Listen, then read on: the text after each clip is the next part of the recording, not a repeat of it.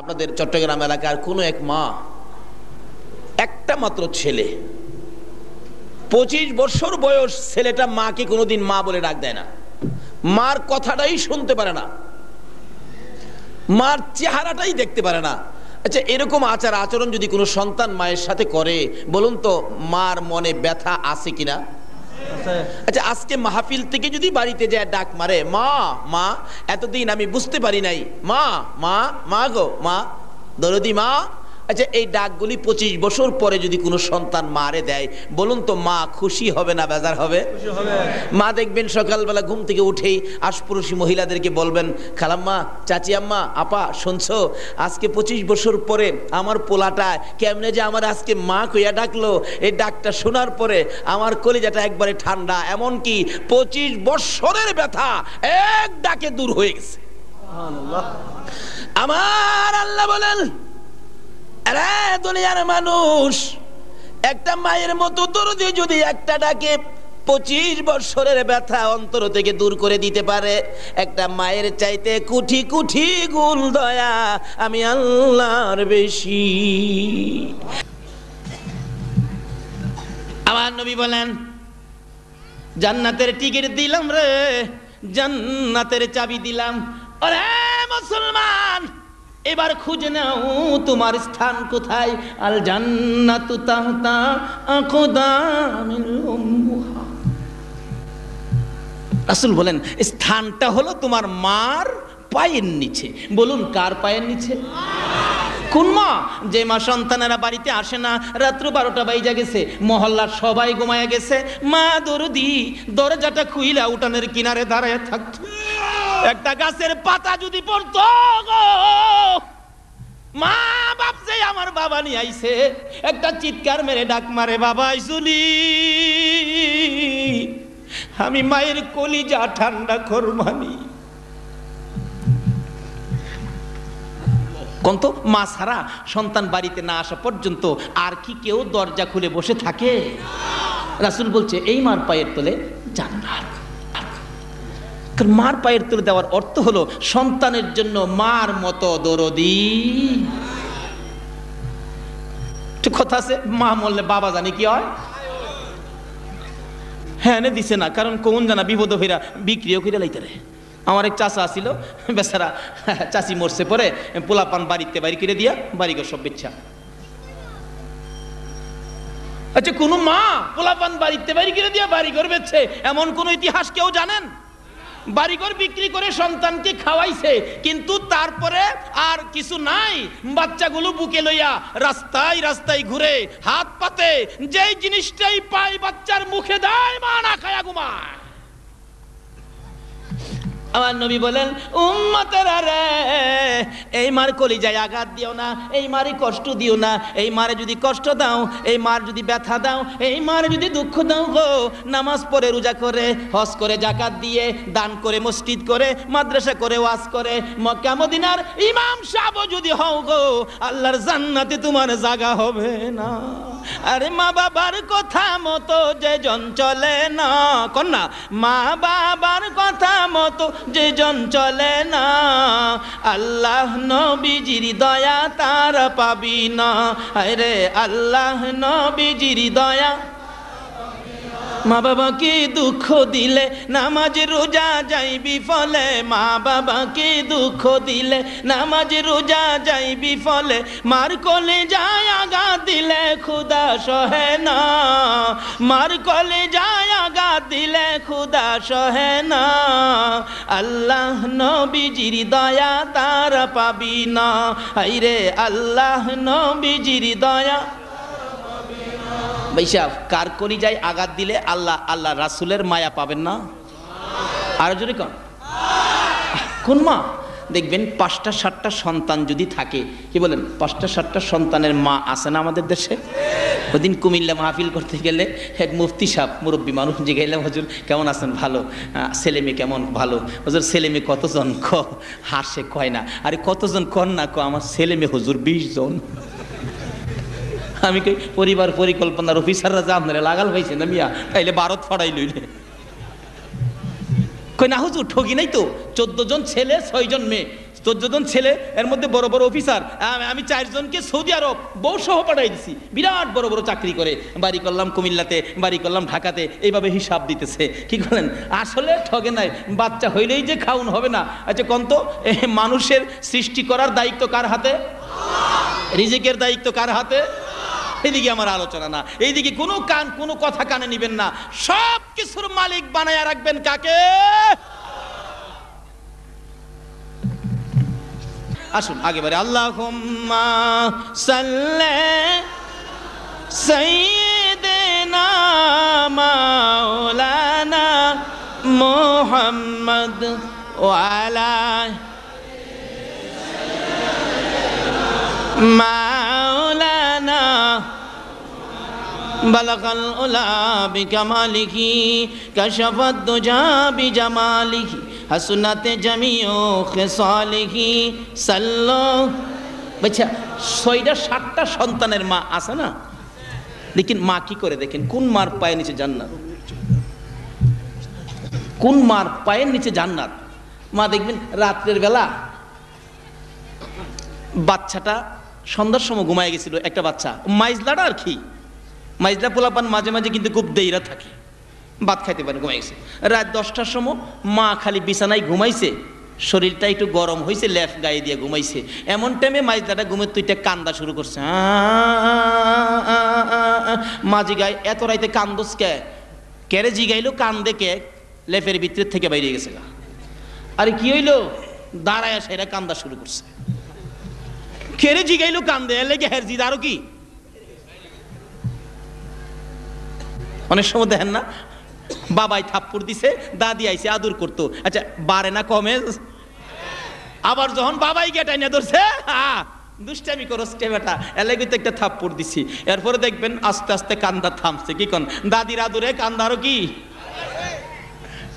মা ডাকে, চেটে ভাত খাইছস না ঘুমাইছস, অন কান্দাছস কে, ভাত খাইবি? কথা নাই, খালি কান্দে। আধা ঘন্টার পরে কয় ভাত খাইয়াম না কি খাইয়াম দে। কত বেটা এটা তুই আগেই কইতে, আধা ঘন্টা কান্দুন লাগে। বাবাই দেখেন রাগ হয়ে কইতাছে, হ্যার কেটের সহ্য হয় না, গলা চিপদা বাইরে ফেলা দেয়। কে কইতাছে? আচ্ছা কোন মা কি এরকম কথা বলে?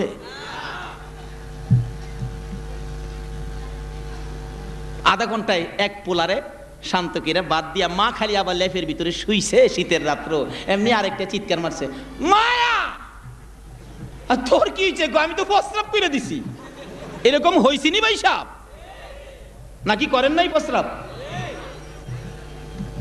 দরদি মা চট করে আবার ল্যাপটা ফালাইছিনিও। আবার শীতের মধ্যে মা উঠে প্রস্রাবের খাতাগুলি বদলাইয়া শুকনা খাতা দিয়ে আবার শুয়াইছে। মা আবার শুয়ার পরে আরেকটা চিৎকার মারছে, মায়া গো, আরে বাবা কি হয়েছে গো, আমি পায়খানা করুম। এমনি করে মা দুঃখিনী 7-8টা সন্তানের মর্জি মতো সারাটা রাত্র মা কাটাইল, বিছানায় পিঠ লাগাইতে পারে নাই। তারপরেও মা দরদি কোনো বাচ্চার গালে থাপ্পড় দেয় না। আমার নবী বলেন, উম্মতেরা রে, এ মার পায়ের নিচে তোর জান্নাত। টিকেট হলো কালিমা, চাবি হলো নামাজ। টিকেট দিলাম, চাবি দিলাম, স্থান দেখাইলাম তোমার মার পায়ের নিচে। বলুন কার পায়ের নিচে? এই মারে কি মায়া করবেন কিনা?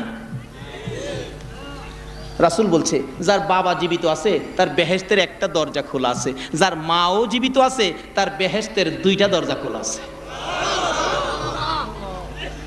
মক্কা যাবেন, মদিনা যাবেন, মন কান্দে মক্কা যাইতে, মদিনা যাইতে, তৌফিক নাই। আজকে যায়া মার চেহারার দিকে তাকিয়ে থাকেন।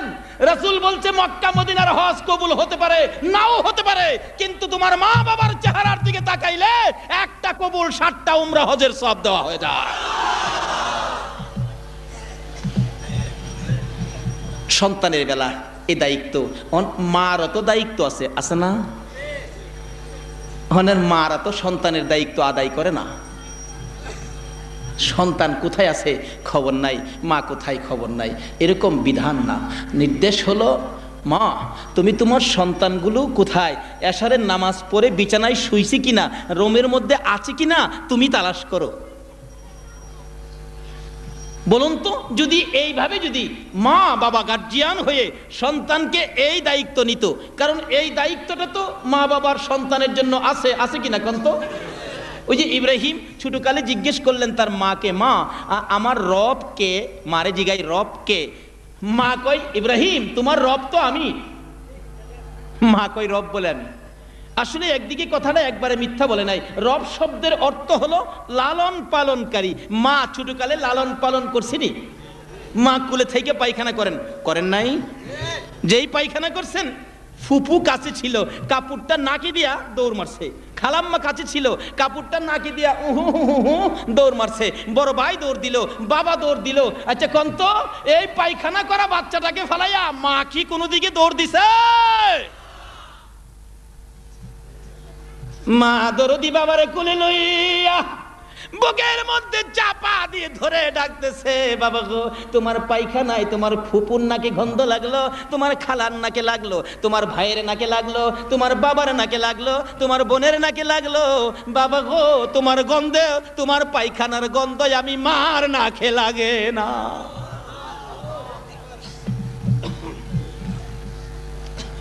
আমার নবী বলেন, উম্মতেরা রে, এই মারে কষ্ট দিও না। এই মার বেলা কিতাব খুলে দেখুন, মা অসুস্থ বুড়া মানুষ, আপনি নামাজে দাঁড়াইছেন, মা আপনাকে দেখে নাই, নামাজে দাঁড়াইছেন, মা ডাক মারছে, আব্দুল মালেক আয় আমার পাশে আয়। রাসূল বলেন, উম্মতেরা রে, নামাজ ছাইরা দিয়া তোর মায়ের ডাকে সাড়া দে। বলুন তো এই আচার আচরণ আমাদের কাছে আছে? মা অসুস্থ, কান্দে বাংলা রুমের মধ্যে, বাবা কেলালি, ও বাবা কেলালি, চিল্লানি মারে, এটা চিল্লা কে? মইরা যাইতে রাখে না, নাউজুবিল্লাহ কর না। আমার মা অসুস্থ, চিকিৎসা চলছে। এক মহিলা বলেন, হুজুর খতমে সাপা পরান, খতমে সাপা। আমি কি না, খতমে সাপা পরাইলে যদি আমার মা তাড়াতাড়ি মইরা জাগা। চিকিৎসা করতেছে ডাক্তাররা, আর দোয়া করতেছি মাহফিলে মাহফিলে। একটা দিন যদি মারে বাড়ির মধ্যে গিয়া দেখতাম বেশি সময় পাই, তাহলে তো আমার ভাগ্য ভালো। কারণ এই দরজা বন্ধ হলে আর খোলা হবে না। যদি মা থাকে, মায়ের খেদমত করবেন, মার দোয়া নিবেন। মার দোয়া নিয়ে বাড়ির থেকে বাহির হবেন, কোনো অ্যাক্সিডেন্টে আপনারে পাবে না। গুলি করবে, গুলি আপনার গায়ে লাগবে না। কার দোয়ায়? আল্লাহ বলছেন সন্তানের জন্য মা বাবার দোয়া কবুল, মা বাবার জন্য সন্তানের দোয়া কবুল। মা বাবা যদি দোয়া করে, দুইটা জিনিস আল্লাহর দরবারে ডাইরেক্ট কবুল হয়, যেটা কোনো মাধ্যম নাই, যা চাই বাছাই নাই। একটা হলো লা ইলাহা ইল্লাল্লাহর জিকির, আর একটা হলো মা বাবার দোয়া। আল্লাহ বলেন লা ইলাহা ইল্লাল্লাহর জিকির আর মা বাবার দোয়া, এটা সিটিং সার্ভিস। দুনিয়ার জমিন থেকে একটানে আমি আল্লাহর আরশে পৌঁছবে। মা দোয়া করে দিলেন, অন্ত মার দোয়া নেয় না পোলাপান। মার দোয়া নিবেন, কালকে ঢাকা শহরে যাবেন, মার সামনে দাঁড়ায়েন, মা ঢাকা যাব, মা দেখবেন বলবে, যাও আল্লাহর মাল, আল্লাহর হাতে সইপা দিলাম। কার হাতে সপলো? আল্লাহ কয় আমিও লইলাম। অ্যাক্সিডেন্ট, টঙ্গি যায়া মুখামুখি সংঘর্ষ, পাশের দুইজন মারা গেছে, আপনি মাঝখানে বসা, মাঝখানে বসা, কিচ্ছু হলেন না। জিজ্ঞেস করে লোকেরা, ভাই সাহেব দুইজন লোক পাশে মারা গেল, আপনি? কয় আমি কিচ্ছু বলতে পারি না, খালি শুনলাম একটা আওয়াজ হইল, আমি জ্ঞান হারা, তারপরে দেখলাম যে দুজন লোক মরা। হাল্লা কই এমনি দেখছস না, তোর মা যে আমার হাতে আমানত করছিল, আমি যে এটা কবুল করলাম, অ্যাক্সিডেন্টের সময় আমি আল্লাহ মাঝখান থেকে টান্দা উঠায়া অ্যাক্সিডেন্টের পরে আবার জায়গায় বসায় দিলাম। ভাই সাহেব আসল জায়গা ঠিক করেন, লাইন ক্লিয়ার করেন, আল্লাহ আমাদেরকে সে বুঝ দান করুক, সকলে বলুন আমিন। ভাই সাহেব অথচ এই মার সাথে বেঈমানি, মার দোয়া নিতে এখনকার দিনের যুবকেরা, আমার শেষ করছি, মার কথা মানতে রাজি না, অথচ মার দোয়ায় যে কত বরকত। আল্লাহু আকবার। আমার জানা ঘটনা, আমার এলাকায় এক বেচারা শ্বশুর বাড়ি থেকে 7 দিন পরে জায়গা, মা তো অপেক্ষায়, ছেলে আসবে সকালে ঢাকা যাবে, আমার কাছ থেকে দোয়া নিবে। মা রাস্তায় দাঁড়ায় রয়েছে, কিন্তু ছেলে সকালবেলা বাসের সময় হয়ে গেছে, ফার্স্টই বাস শ্বশুর বাড়ির থেকে শাশুড়ির দোয়া নিয়ে রওনা হয়েছে। বলে হুজুর শাশুড়ির দোয়া নিলে কি হবে না? আর শাশুড়ি তো মিয়া দোয়াই জানে না, দোয়া করবো কোত্থেকে না। শাশুড়ির দোয়া কিরকম জানেন? আমার নিজেরও তো শাশুড়ি আছে, আমি বেড়ায় আসতেছিলাম, শাশুড়ি আম্মা দোয়া করেন জায়গা, শাশুড়ি দোয়া করে, জামাই আবার কোন দিন আইবেন? দেখেন বাস্তবে, দেখেন আপনারা পরীক্ষা করে, এই দোয়াটাই করে, আবার কোন দিন আইবেন।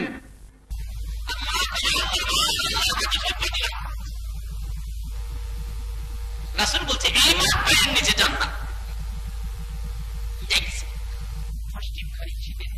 সকালবেলা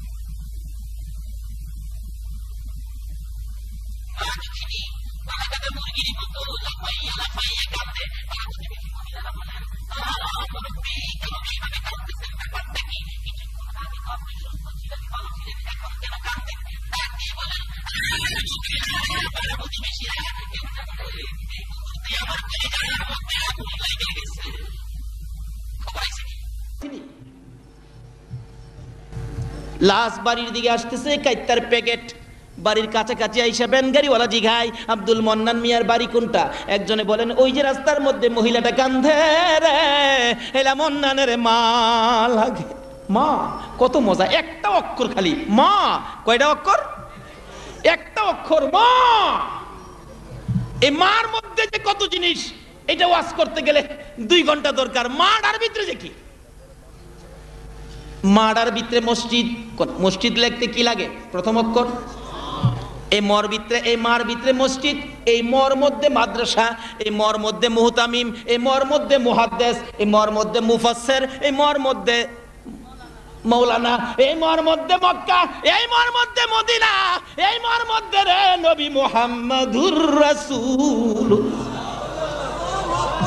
এই জমিনে মায়ের মতো দরদি নাই গো, হাসরের জমিনে আমার নবীর মতোই উম্মতের দরদি নাই।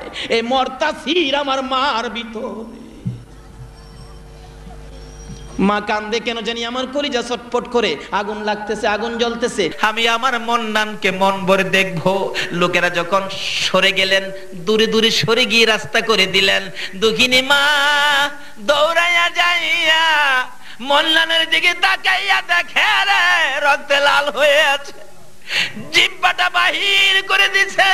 দুঃখিনী মা মৃত সন্তান রে আঞ্জায়া ধরে বুকের মধ্যে লাগাইয়া 2 গালের মধ্যে চুমাইয়া চুমাইয়া মা দরদি মন্নানের জিহ্বাটার মধ্যে চুমাইতেছে। বাবা মন্নান রে, কেন আমি মায়ের দোয়া নিয়া গেলি না? আজকে তুই বিদায় হয়ে গেলি, আমারে কি মা বলে আর ডাকবি না? আমি মা কার ডাক শুনে কলিজার আগুন নিভাবো।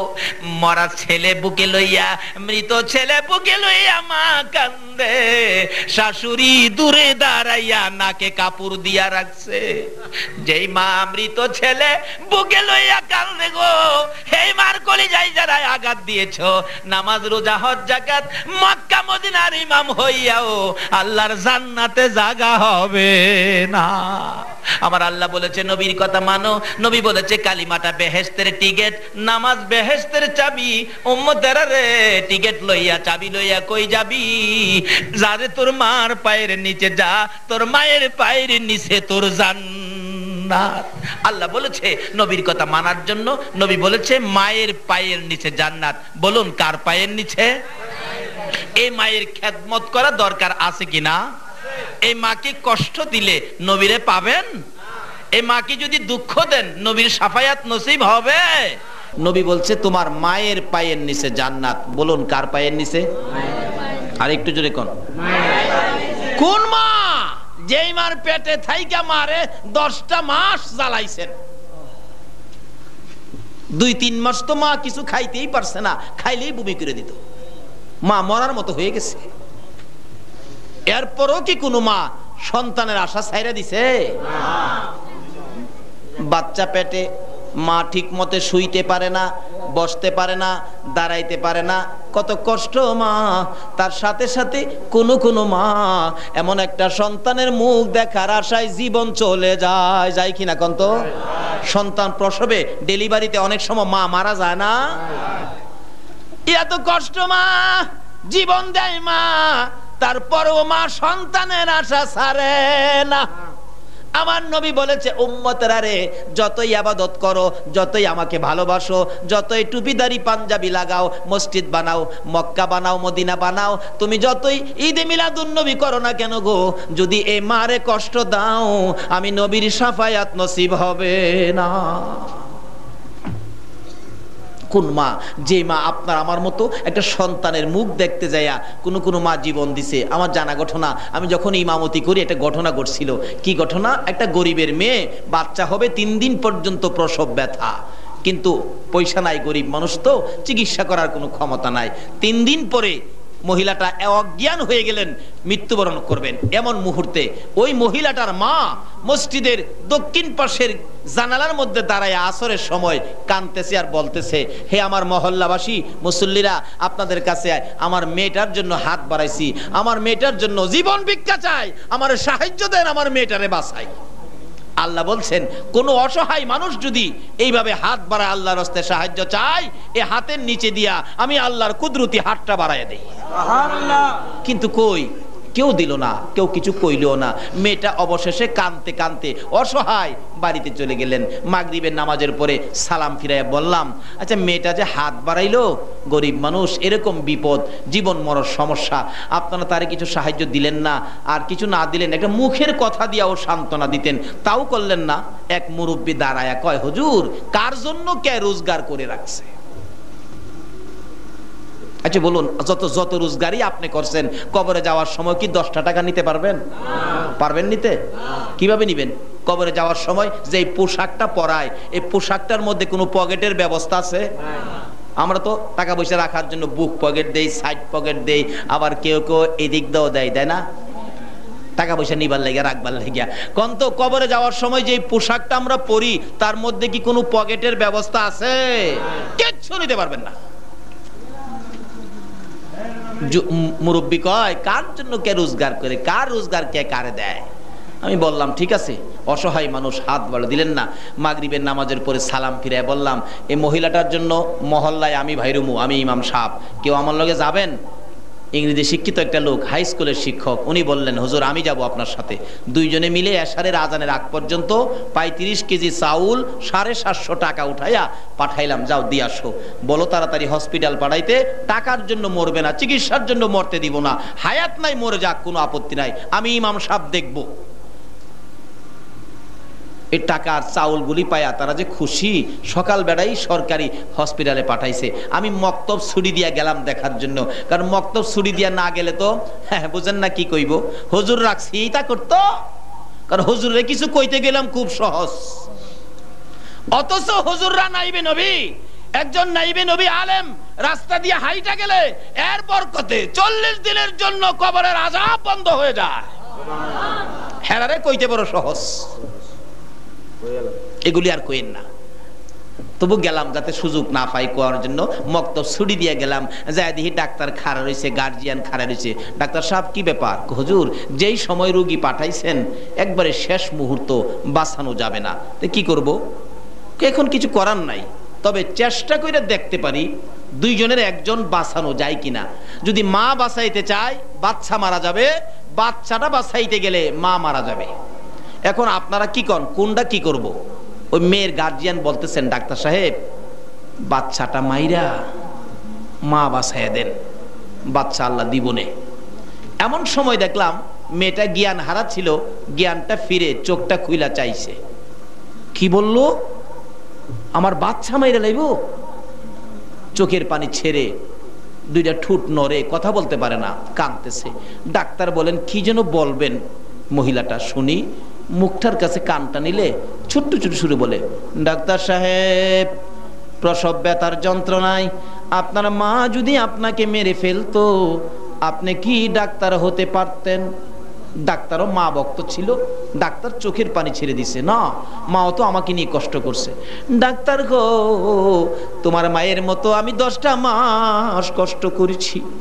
ডাক্তার, তোমার 2টা পায়ে দড়ি, দুইজনের একজন যদি মারতে হয়, আমার সন্তান মাইরো না, আমি মার জীবন শেষ করে দাও। আমার নবী বলেন, উম্মতেরা রে, নামাজ পড়তে পারো, রোজা রাখতে পারো, হজ করতে পারো, মুফতি হতে পারো, মুহাদ্দিস হতে পারো, মুফাসসির হতে পারো, মক্কা মদিনার ইমাম হতে পারো গো, এই মায়ের কলিজায় যদি আঘাত দাও আমার আল্লাহর জান্নাতে তোমার জায়গা হবে না। আল্লাহ বলছে নবীর কথা মানতেন। নবী কি বলতেছে? তোমরা মা বাবার খেদমত করো, মার পায়ে নিচে তোমার জান্নাত। দুঃখিনী মা কাঁদতেছে, ডাক্তার বলেন ঠিক আছে চেষ্টা করে দেখি দুজন বাঁচানো যায় কিনা। দরজা বন্ধ করে চিকিৎসা শুরু হলো। একটু পরে শোনা যায় রুমের ভিতরে ওয়া ওয়া করে কান্দে। আমরা খুশি বাচ্চা হয়েছে, কিন্তু বাচ্চা হলো ঠিক ছেলে হয়েছে। ডাক্তার দরজাটা খুলে দুইটা চোখের পানি ছেড়ে দিছে। ডাক্তার বলেন গার্জিয়ান আপনারা কারা, কে কে আছেন? কি খবর ডাক্তার? বাচ্চা হয়েছে ছেলে, ছেলের অবস্থা ভালো কিন্তু মা বাঁচবে না। গার্জিয়ানেরা কান্দে, ডাক্তার ছেলে দিয়ে কি করব, ছেলের মা যদি না বাঁচে। ছেলেটার জমিনে পড়ে ওয়া ওয়া করে কান্দে।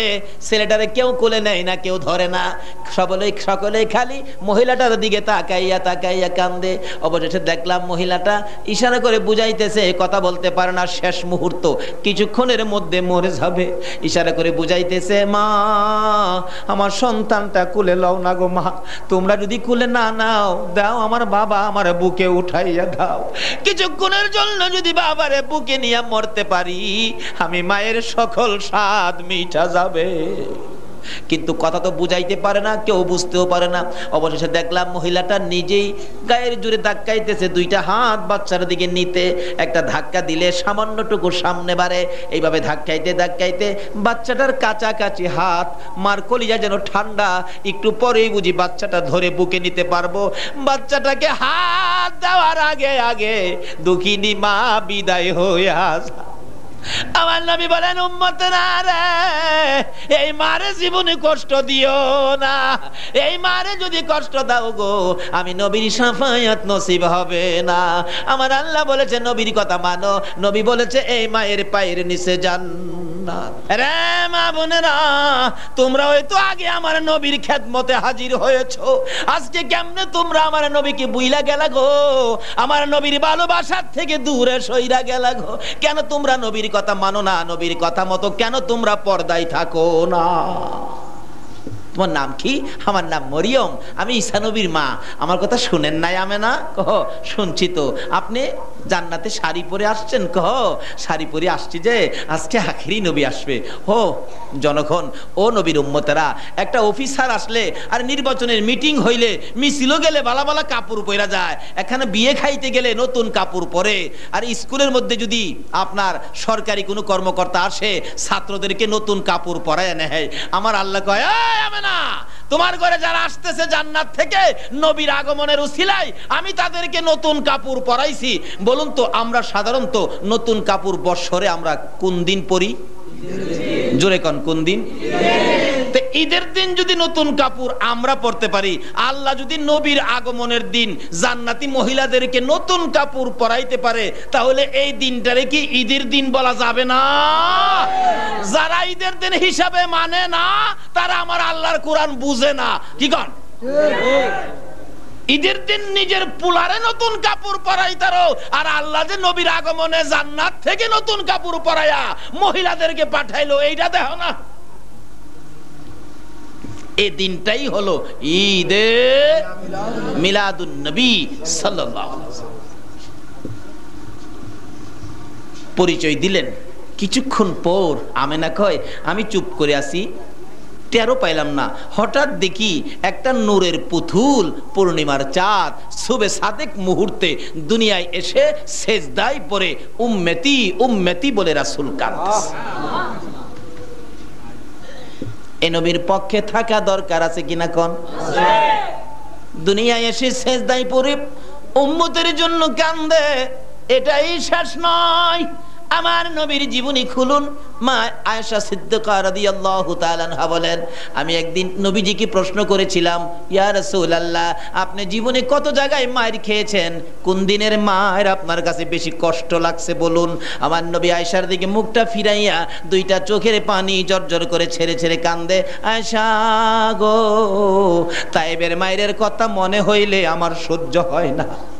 এমন মার তাইবের যুবকেরা মারছে রে আয়েশা, আমার একবার নয়, দুইবার নয়, তিনবার করে বেহুশ করেছে।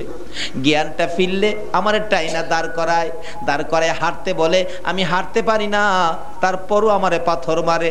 আমি কতবার অনুরোধ করেছি রক্ত মাখা শরীর লইয়া, রে তাইবের যুবকেরা আমারে আর মারিস না রে, আমার মা নাই, বাবা নাই। তারপরও আমারে মারতে মারতে তিনবার করে বেহুশ করেছে রে আয়েশা। অবশেষে আমার জ্ঞান ফিরে না। ওই মায়ের কথা মনে হইলে আমি নবী কষ্ট পাই, সহ্য করতে পারি না। আর পরেও আমার নবী আবার একটা চিৎকার মারছে, রে আয়েশা, তাইবের মায়ের কথাও ভুলা যায় রে, না জানি আমার গুনাহগার উম্মত জাহান্নামে যায়। তাইবের মায়ের চাইতে বেশি কষ্ট লাগে আমার গুনাহগার উম্মত নিয়ে জাহান্নামে যায়। বলুন এই নবীর পক্ষে থাকা দরকার আছে কিনা? আমরা সেই নবীর পক্ষে থাকবো, রাজি আছেন? এবার শিশু নবী হামেনার কুলে, এই নবীর পক্ষে থাকলে কি পাবেন দেখেন।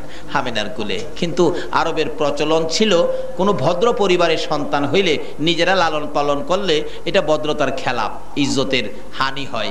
এই জন্য দূর দূরাপির থেকে, গ্রাম থেকে লোকজন আসলে তখন এই লোকদেরকে দিয়ে দেয়, 2 বছর 3 বছর লালন পালন করলে এর বিনিময়ে কিছু দেয়। কিন্তু নবীকে নেওয়ার জন্য অনেক লোকজন আসে, আয়েশা ডাক দেয়, কারো সন্তানাদি আছে?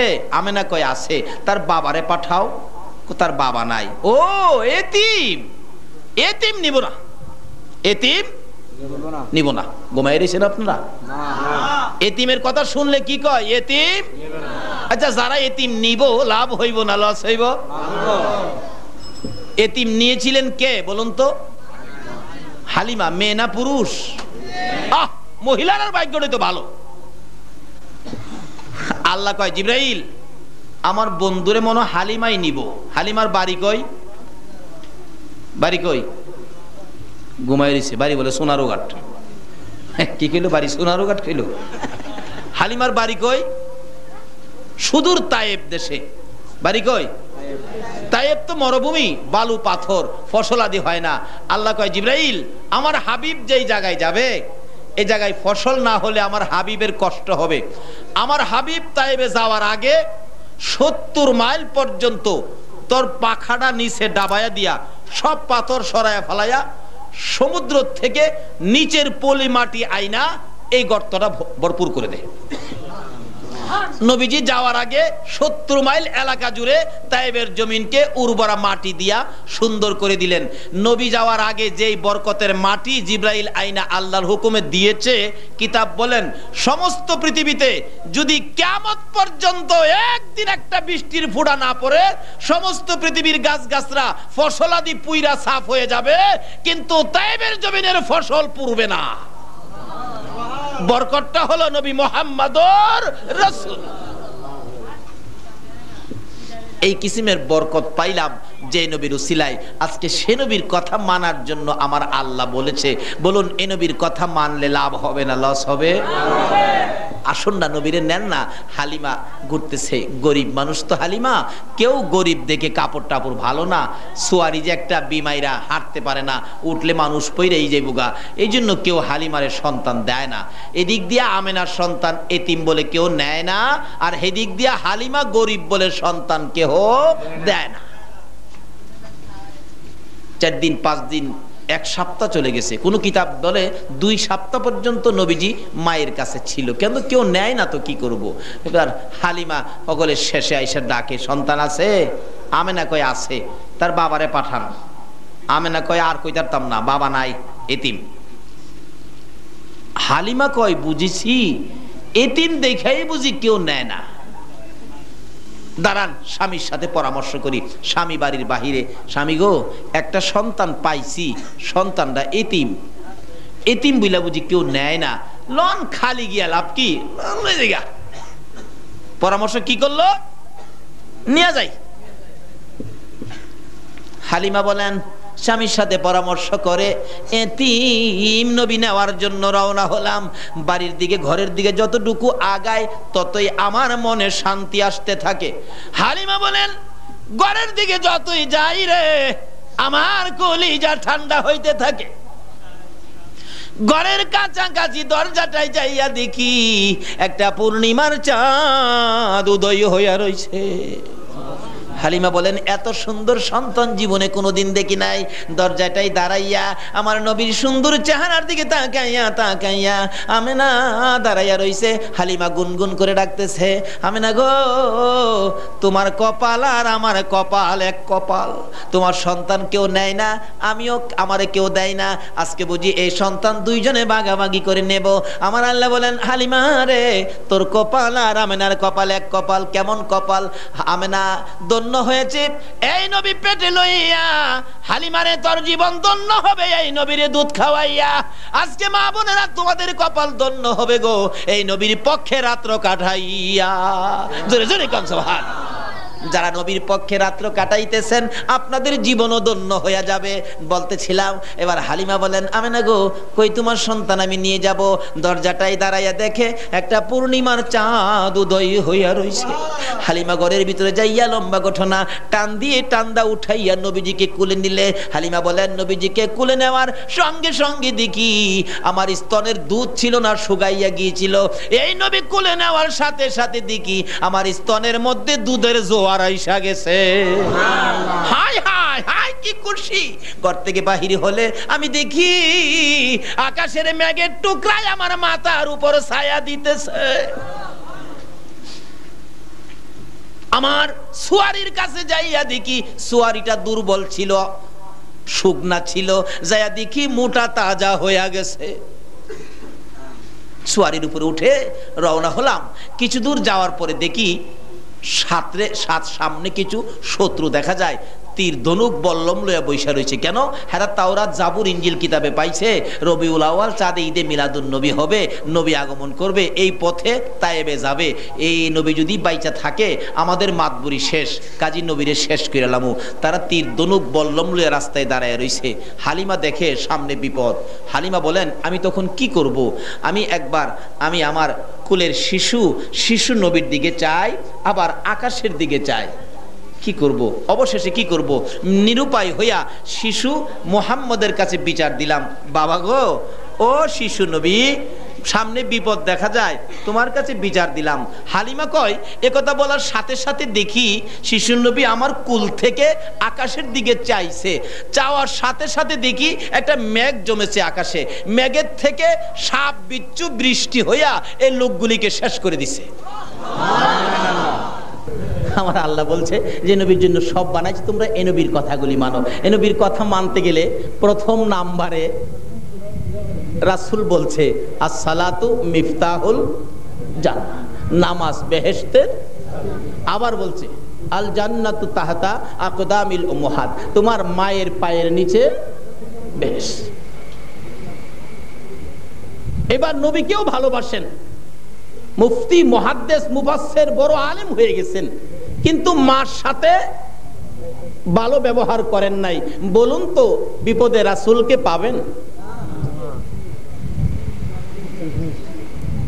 সব শেষ, নামাজ রোজা টুপি দাড়ি পাঞ্জাবি সব শেষ। যদি বাপ মার সাথে কেউ যদি খারাপ ব্যবহার দুর্ব্যবহার করেন এই দোয়া কবুল হবে না। সামনে রমজান আসবে, রমজানের আগে রাসূল জুমার খুতবা দিবেন। এবার হঠাৎ থেমে গেলেন সিঁড়িতে ওঠার আগে। আমিন আমিন আমিন তিনবার বললেন। সাহাবীরা আরজ করলেন ইয়া রাসূলুল্লাহ এরকম তো কোনোদিন করেন নাই, আজকে কেন করলেন? রাসূল বলেন শোনো, জিবরাইল আমার উম্মতের 3 কিসিমের উম্মতের জন্য বদদুয়া আনলেন আল্লাহর পক্ষ থেকে, আমি রাসূল আমিন লাগাই দিলাম। হুজুর কোন কি কার জন্য? 1 নম্বরে হলো রমজানের রোজা পায়া যারা জীবনের গুনাহ খাতা মাফ করাইতে পারে নাই তাদের উপর আল্লাহ লানত, আমি রাসূল আমিন লাগাইয়া দিলাম।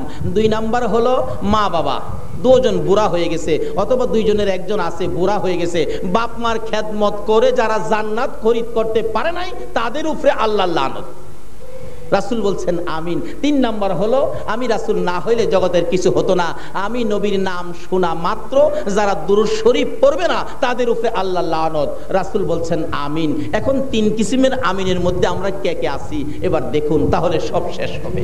1 নম্বরে হবে রমজানের রোজা, এটা দেরি আছে। প্রথম নম্বরে রোজা দেরি আছে 2 মাস, কিন্তু বাপ মারটা তো উপস্থিত। আজকে যদি বাপ মানে কষ্ট দিয়ে কালকে কবরে যান তাহলে রাসূলকে বিপদে পাবেন না। আল্লাহু আকবার। আমার নবী বাবাকে দেখে নাই, কিন্তু মার আদরে কিছুদিন ছিলেন ছোটকালে। যেদিন মা দুনিয়ার থেকে বিদায় হয়েছে রাসূল এত কাঁদছিলেন। আবওয়া নামক স্থানে আমার আল্লাহ বলেন, বন্ধু মায়ের জন্য কাঁদছো, বাবার কবরের পাশে কাঁদছো, আমার এই চোখের পানিগুলি স্মৃতি হয়ে থাকবে।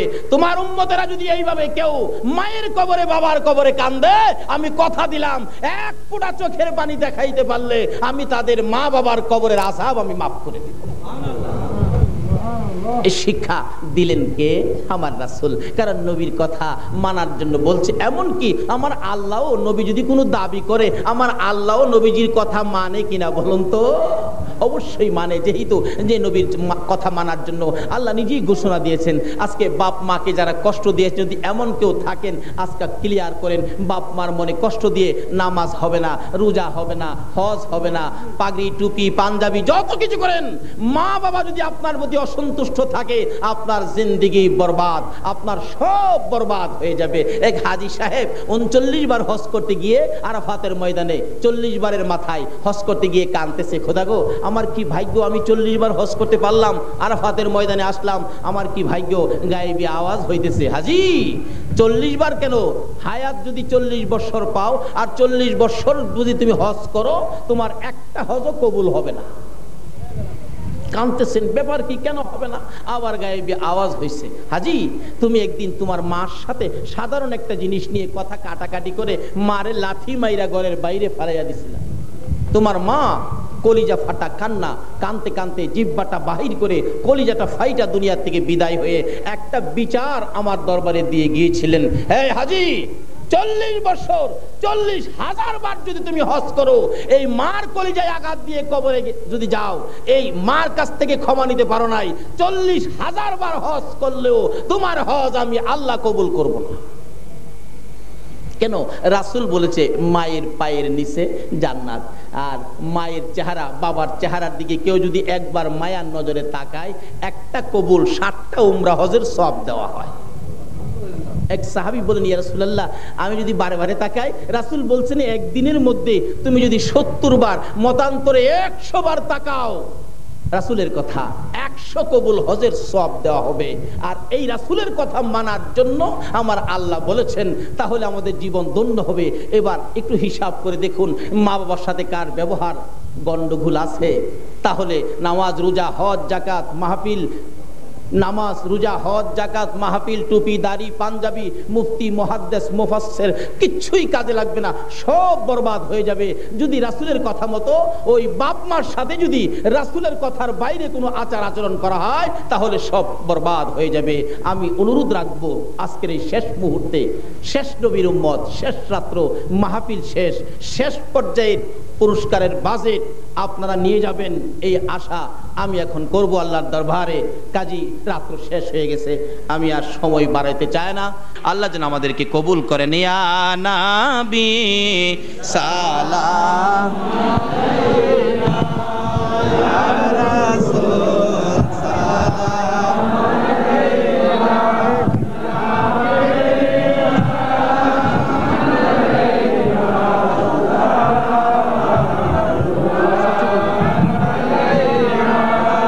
নবীজি ওগো দয়াল নবীজি, মোদের এতিম বানাইয়া আছো গো মদিনায় লুকাইয়া, লাগি যে বাংলায় দাঁড়াইয়া, দেখো না একবার আসিয়া।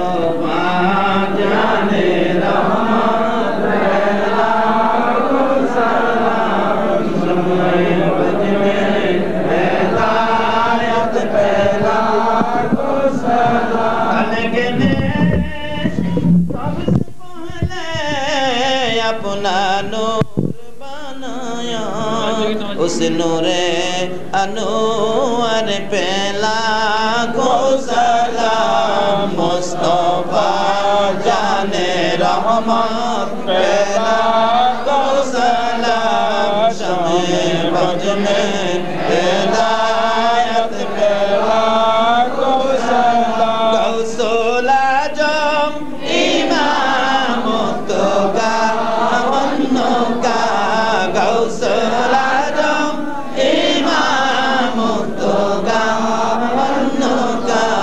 चलो आए शाने कुदरत पेला गो सलाम मुस्तफा जाने रहमत पेला गो सलाम शमे बज में हिदायत पेला गो सलाम अजमेरी संजीरी बाबा गरीबे नवाज उजे मोइनुद्दीन मिल्लात पेला गो सलाम मुस्तफा जाने रहमत पेला गो सलाम शमे बज में हिदायत पेला गो सलाम बेजाए रब मेरे दुरूद व सलाम बरगजीदा नबी पर अपने मुदम बलगल औला बेकमालिही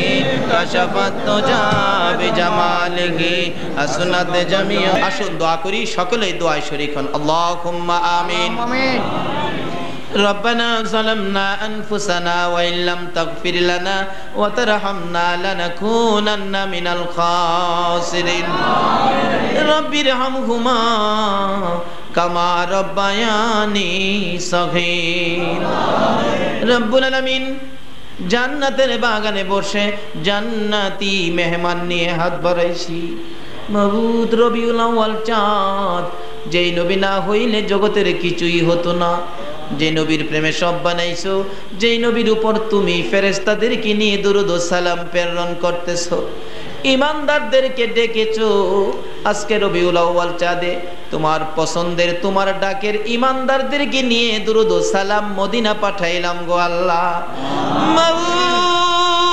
মাবুদ আমাদের দুরূদ ও সালাম গুলো পাখির মতো উড়াইয়া উড়াইয়া দয়ার নবী মায়ার নবীর রওজাত হারে পৌঁছাইয়া দাও আয় মাবুদ দুরূদ ও সালামকে উসিলা বানাইয়া নবীর আগমনকে উসিলা বানাইয়া পবিত্র রবিউল আউয়াল চাঁদ উসিলা বানাইয়া আজকের মাহফিল উসিলা বানাইয়া আমরা যারা হাত বাড়াইছি আমাদের তামাম জিন্দেগীর গুনাহগুলো ক্ষমা করে দাও আয় মাবুদ জীবনে কত গুনাহ করেছি হিসাব জিগাইও না হিসাব যদি জিগাও আমরা লজ্জা পাবো হিসাব দিতে পারবো না তুমি যার প্রেমে সব বানাইছো এ নবীর প্রেমে যারা মাহফিলে বসে আছে রাত্র 1টা পার হয়ে গেছে তোমার বান্দারা হাত বাড়াইছে তোমার কি মায়া লাগে না মাবুদ গো আজকের জন্য কে নামাজি কে বেনামাজি কাউরে কিছু জিগাইও না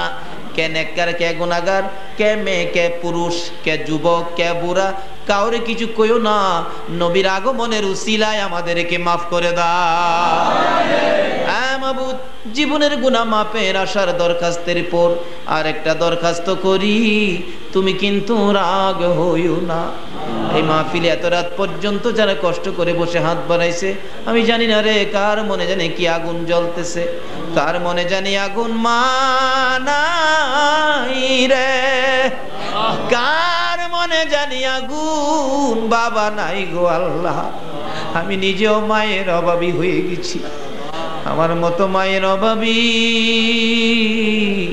কে জানি হাত বাড়াইছে রে আল্লাহ যার মা নাই মা কইয়া আর কারে ডাকবো গো যার বাবা নাই বাবা কইয়া কারে ডাকবো গো আল্লাহ যার মা নাই মায়ের অভাব কি আর পুরা হবে যার বাবা নাই, বাবার অভাব কি আর পুরা হবে?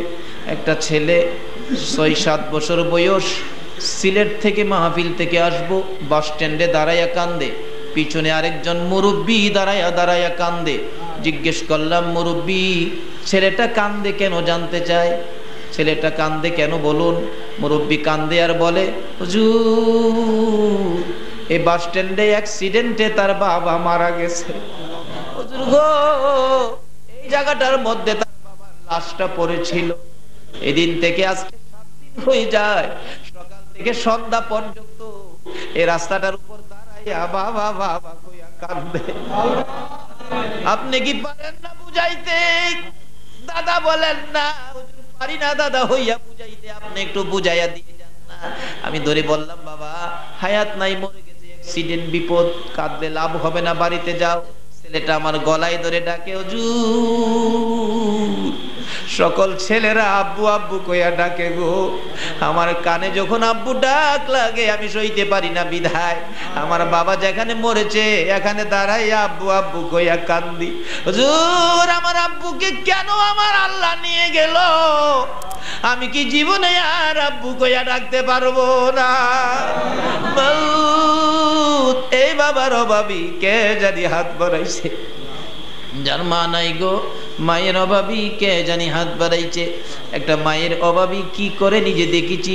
5 বছর বয়সের একটা বাচ্চা ছেলে, তার মা ডেলিভারি, বাচ্চা হবে, এলাকার লোকেরা বলে অবস্থা ভালো না, হসপিটালে পাঠাইয়া দেন। বুর্গা লাগাইতেছে, হসপিটালে যাবে, ছেলেটা জিজ্ঞেস করে, মা কই যাইবা গো মা বিকালবেলা? মা বলেন, বাবা আমার অবস্থা বলে ভালো না, লোকেরা কয় হসপিটালে যাইতে। ছেলেটা জিগায়, আম্মু তুমি কোন সময় আসবা? মা কিছু কয় না, মা কোন সময় আসবা? ছেলেটা টাইনা বুকে লইয়া 2 গালে চুমাইয়া চুমাইয়া কান্দে, বাবা গো কোন সময় আসবো বলতে পারি না, ভাগ্য যদি ভালো হয় মায়ের মুখ দেখবি, ভাগ্য যদি খারাপ হয় জীবনে আর মা কইয়া ডাকতে পারবি না। এই বলে ছেলেটা মায়ের গলায় ধরছে, মা তোমারে যেতে দেব না। মা 2 গালে চুমাইয়া চুমাইয়া বলতেছে, বাবা গো দাও না, হসপিটালে যাইতে হবে, বাবা দাও না। বিধায় ছেলেটাকে তার নানার কাছে রাইখা মা হসপিটালে চলে যায় রিক্সা করে। একটু যাইয়া যাইয়া পিছে ফিরে ফিরে ডাকে, বাবা ভাগ্য যদি ভালো হয় মায়ের মুখ দেখবি, ভাগ্য যদি খারাপ হয় মা কইয়া ডাকতে পারবি না। ছেলেটা নানার গলায় ধরে ধরে টানে, নানা দাও না গো, আমার মায়ের সাথে যাইতে দাও না। নানা যাইতে দেয় না। রাত্র 10টা বাইজা গেছে, কোনো খবরও আসতেছে না। একটু পরে পরে জিগায়, নানা আমার আম্মু কেন আসে না? নানা বলে, ঘুমাও না, তোমার আম্মু আসে না, খবর তো পায় না। নানা গো আম্মু যদি না আসে গো আমি কার গলায় ধরে ঘুমাবো? একটু পরে একটা যুবক ছেলে আইসা ডাকতেছে, চাচা বাড়িতে আসেননি? ও হসপিটালের খবর জানেননি? না কোনো খবর তো পাই নাই। যুবকটা চোখের পানি ছেড়ে দিয়ে বলতেছে, চাচা আমি হসপিটালে গিয়েছিলাম, আপনার মেয়ে হসপিটালে মারা গেছে গো চাচা। বাচ্চাটা কাঁদলে, বাবু এ কি করলা গো? আমি কারে মা কইয়া ডাকবো, কার গলায় ধরে ঘুমাবো? হ্যাঁ মায়ের অভাবী, বাবার অভাবী, মায়ের দুঃখী, বাবার দুঃখী যারা কান্দে রে আল্লাহ আর কান্দায়ও না, আর কান্দায়ও না। এই সন্তান দেখলে তোমার কি মায়া লাগে না? এই মুহূর্তে রবিউল আউয়াল চাঁদে ওই সকল মা বাবার কবর জান্নাতের বাগান বানাইয়া দাও। হে রবিউল আউয়াল চাঁদে তুমি কি কবুল করবা না গো আল্লাহ? ওই সকল মা বাবার কবর, আমার মা সহ সকলের কবর জান্নাতের বাগান বানাইয়া দাও। ইয়া আল্লাহ মা বাবা যারা দুনিয়াতে আছে হায়াত বাড়াইয়া দাও, আমার আব্বার হায়াত বাড়াইয়া দাও। মা বাবা কেমন জিনিস বুঝান তৌফিক ছেলে মেয়েদেরকে দান করে দাও। ইয়া আল্লাহ দাদা দাদি নানা নানি শ্বশুর শাশুড়ি আলিয়া আওলাদ বংশধর মই মুরব্বী পাড়া প্রতিবেশী খানদানবাসী মহব্বতী, খাস করে ফটিয়ার জমিনের নিচে যত মোমেন মোমেনাত ঘুমিয়েছে গো মাহফিলের উসিলায়, নবীর আগমনের উসিলায় সকলের কবর জান্নাতের বাগান বানাইয়া দাও। মাবুদ মাবুদ, যে ভাইরা নবীর আশিক হইয়া মাহফিলের আয়োজন করেছে, ইয়া আল্লাহ তাদের বংশধর্মই মুরব্বী খানদানবাসী পাড়া প্রতিবেশী মহব্বতী যারা কবরে গো, সকলের কবর জান্নাতের বাগান বানাইয়া দাও। ইয়া আল্লাহ তাদেরকে তুমি নবীর পক্ষে কবুল করে লও। বৃষ্টি বাদলের মধ্যে এই মধ্যে যারা কষ্ট করে একটা পর্যন্ত বসে আছে, ইয়া আল্লাহ সকলকে তুমি কবুল করে লও। আমাদের সকলকে রবিউল আউয়ালের বরকত নসিব করে দাও। আখিরি নবীর উম্মত বলে কবুল করে লও। মাবুদ, মাবুদ রে, আমাদের মধ্যে যারা অভাবী অভাব দূর করে দাও, যারা অশান্তিতে আছে শান্তি দান করে দাও। ইয়া আল্লাহ যারা বিমার শেফা করে দাও। হসপিটালে যাইতে হবে এমন রোগ কাউকে দিও না গো আল্লাহ। মাবুদ, খাস করে আমার অতি মহব্বতের ভক্ত মালিকের আব্বা অসুস্থ, ইয়া আল্লাহ মালিকের আব্বাকে তুমি সুস্থ করে হায়াত বাড়াইয়া দাও। এই মাবুদ, এইভাবে আমি অনেকের নাম জানি না, দোয়া চাইছে বিমারির জন্য, সকল বিমারিকে শেফা দান করে দাও। ইয়া আল্লাহ মাহফিল কমিটির ভাইদেরকে উপস্থিত সকলকে তুমি বেশি বেশি করে নেক হায়াত বাড়াইয়া দাও। নবীর আগমনের বরকতে সকলের গলায় নবীর প্রেমের মালা পরাইয়া দাও।